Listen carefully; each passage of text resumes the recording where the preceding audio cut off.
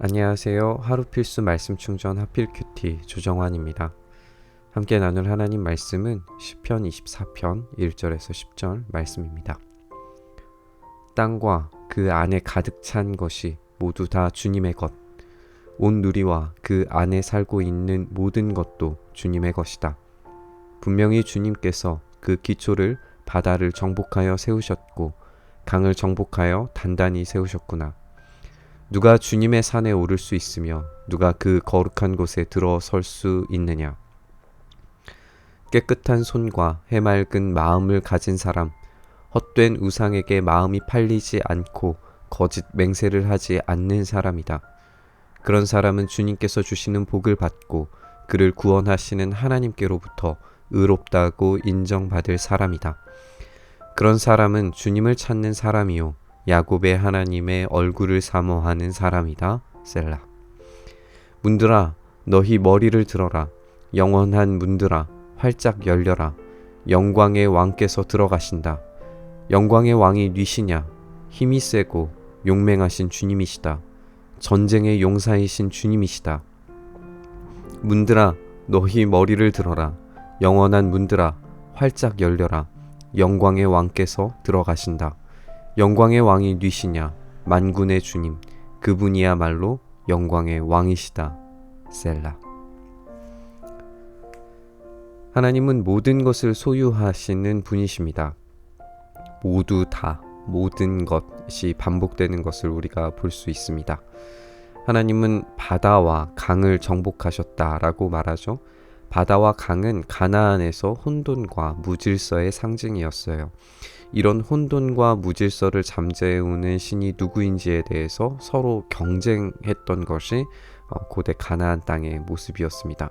오늘 시편의 시인 다윗은 진짜 무질서를 잠재우고 승리하신 분이 여호와 하나님이시며 그분께서 온 우주 만물의 창조자이시자 소유자, 통치자이심을 당당하게 선포하고 있습니다.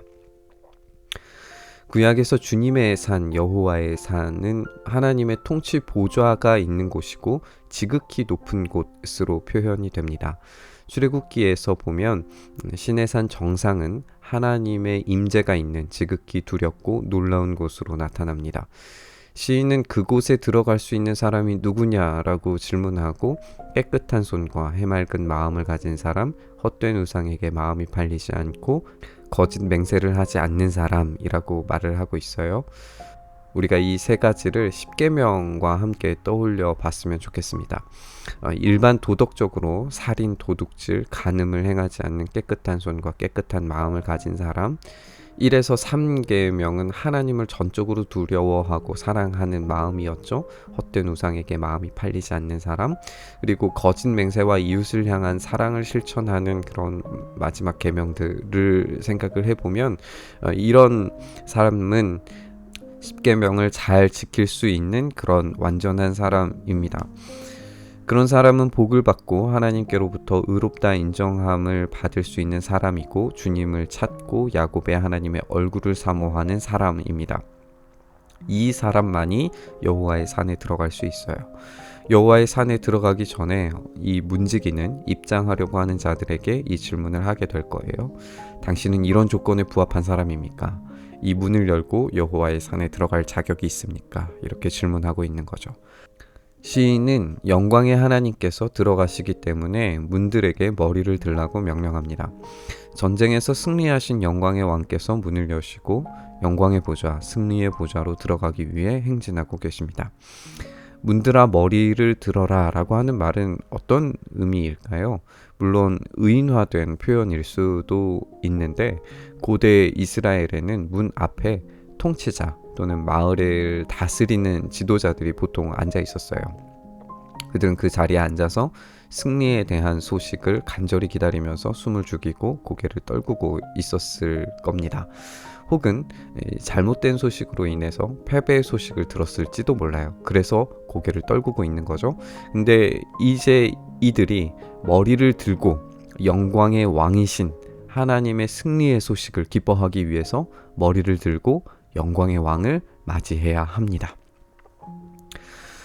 우리가 이 본문을 쭉 살펴보면 어떤 전쟁 상황에서 승리를 이룬 병사들이 승리의 병사들이 성전을 향해서 높은 곳을 향하여서 행진하는 승리의 행진을 묘사하는 것처럼 보인다는 것을 우리가 알 수 있어요.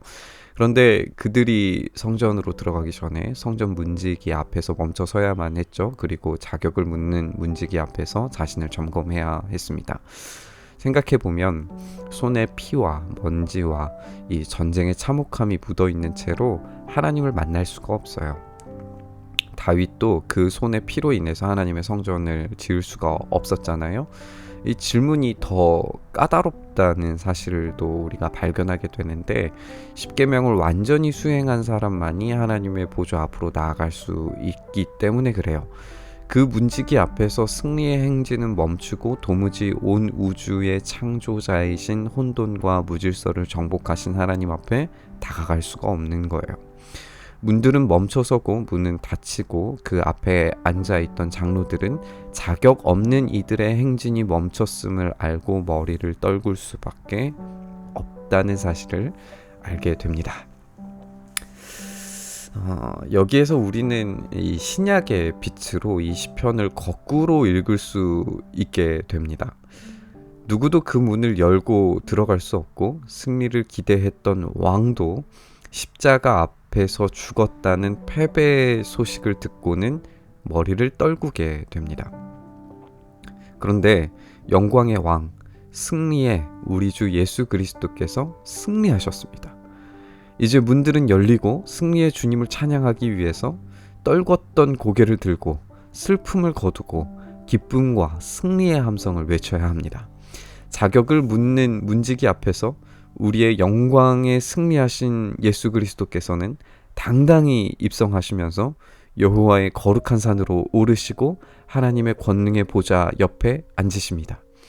성도들은 우리 주님과 함께 열린 문으로 들어가면서 우리 하나님을 만날 수 있게 되었습니다. 닫힌 문이 열렸습니다. 왕의 행진에 동참하는 우리가 될 수 있기를 간절히 소망합니다. 승리의 주님의 그 행진에 우리가 동참하기를 소망합니다.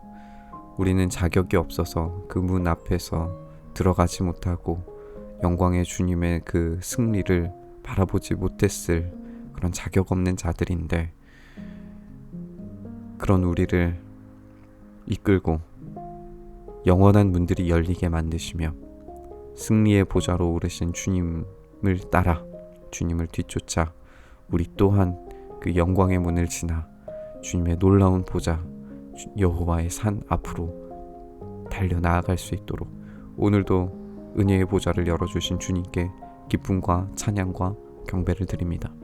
주님, 우리가 오늘의 삶 가운데 비록 우리의 피 묻은 손과 더럽고 지저분한 마음으로 하나님 앞에 무릎 꿇을 찌르라도 우리를 주님의 보혈로 다시 한번 깨끗하게 하시며 주님의 그 승리의 보좌 앞으로 나아가게 하셔서 우리가 그 은혜를 온전히 충만하게 누리는 하루 되도록 주님 은혜에 더하여 주시옵소서. 그 열린 문으로 기쁨과 감사로 찬양으로 달려 나아가오니 하나님 우리를 받아 주시옵소서. 그렇게 우리와 함께 하시며 붙드시기를 간절히 소망하며 우리 주님 예수 그리스도의 이름으로 기도드리옵나이다. 아멘. 오늘 부딪힌 말씀을 가지고 함께 기도의 자리로 나아가시죠.